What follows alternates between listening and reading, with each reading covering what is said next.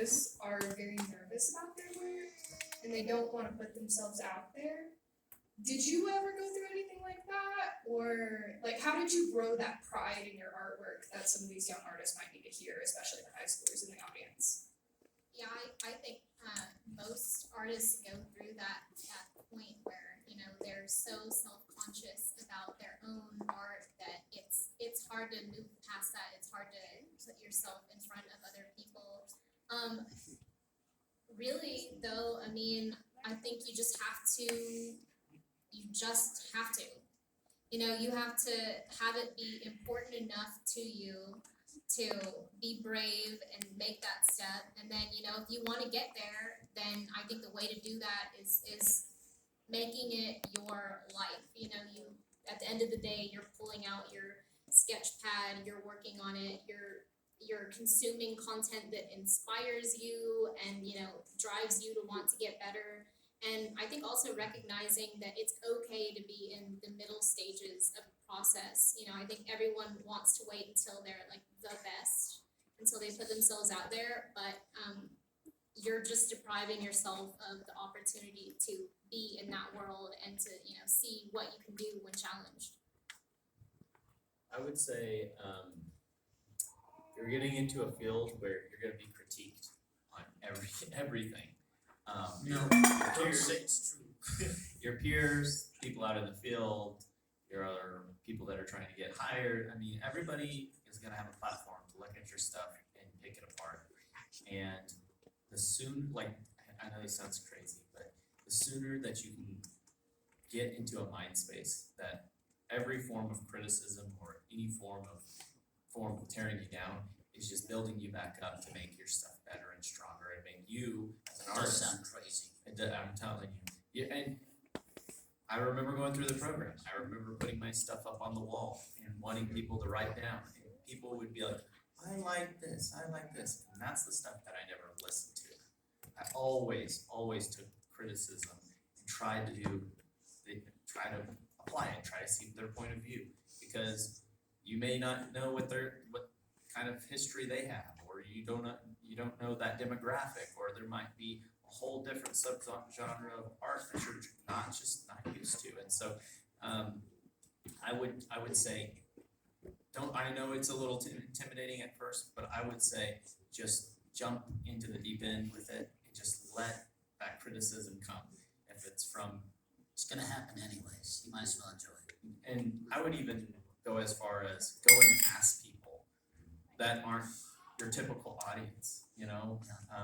I did a line of t-shirts for a conference, 300, people, 400 people, and I wanted it was for children, and so I wanted to come in and design something that was for kids.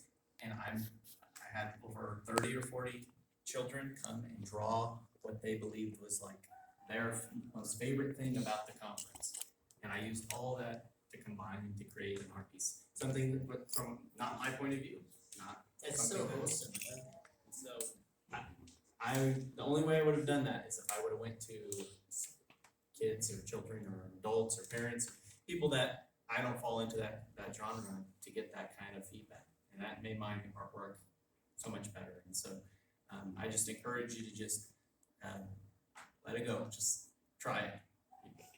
There's nothing to lose at that point, you know.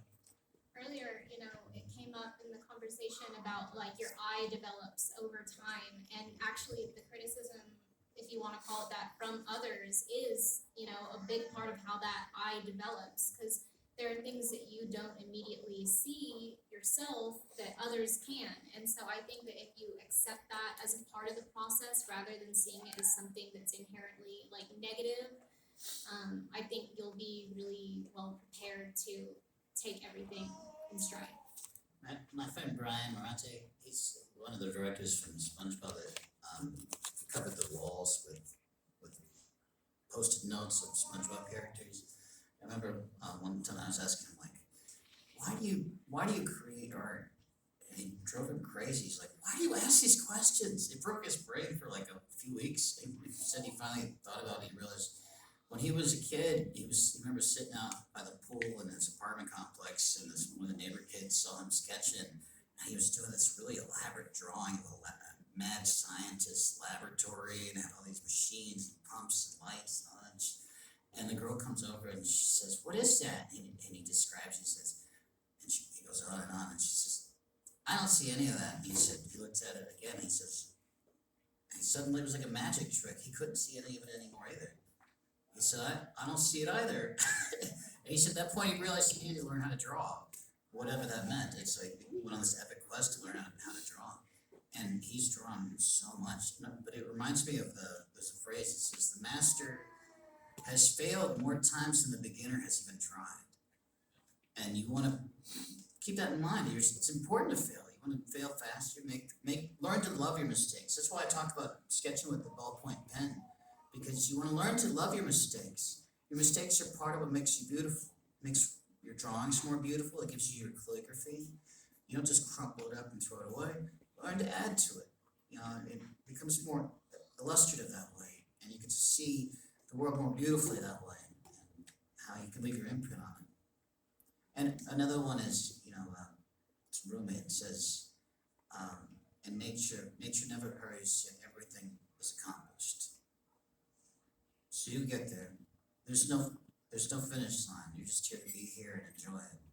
And so enjoy it. Have fun getting whatever career you have. Good deal. That's great advice. Well, guys, help me thank these guys for coming and speaking to us.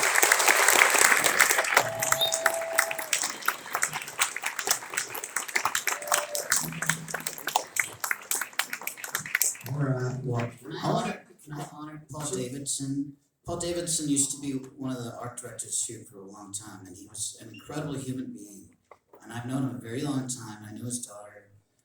He passed away a few years ago, but he helped start a Jukebox, and he was a good friend of mine. And I came to his early ones. He actually used to come to our comic conventions back when he did West Texas Comic Con back in the day.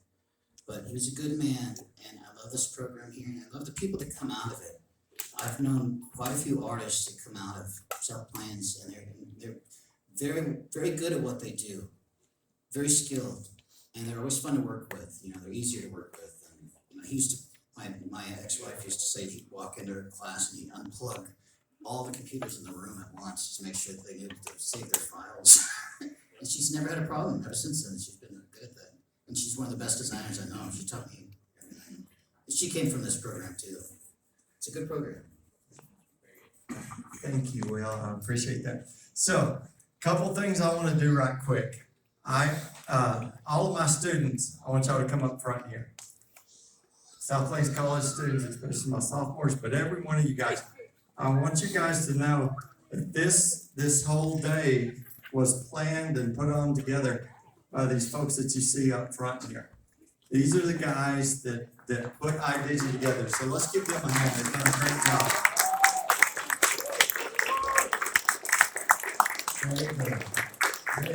And y'all squeeze up here so they can see you. This is not anything, faculty directed it a little bit, but everything that was done today was their ideas, and that was very successful. I also want to thank the rest of the faculty for Mr. Cloud back here in the back. Ms. Jackson, where's she going? She's back in the back. Okay, she's back there. And Mr. Contreras up here. A lot of this was put into his art direction 2 class, and I want to tell those guys thank you so very much for taking some of these crazy ideas that we have. And sometimes I'll come in, we're going to do this, and then they look at me and say, how are we going to do that? I said, okay, thank you, and they get it done. So I appreciate you guys. I want to thank you guys for coming. I really do appreciate you guys coming, and I'm very serious. I want you guys in my program. I want to see you guys. Those who've got scholarships, make sure you sign up for orientation. I will be there. I will get your schedule set up, and we will give you your scholarship and make sure that you're in the right classes. So through the teachers that brought you guys, thank you for the amount of time that you guys have put into this. Let's give your instructors a hand, please. They work really hard for you guys, and I will tell you guys, thank you for coming. Also, thank you for, our guys doing the sound and running the cameras for us. We appreciate you guys. And, that's what we got tried to do this year. Those that are, underclassmen that are not seniors, start working on stuff for next year. And we wanna see that, and we'll do it again next year. Thank you, guys.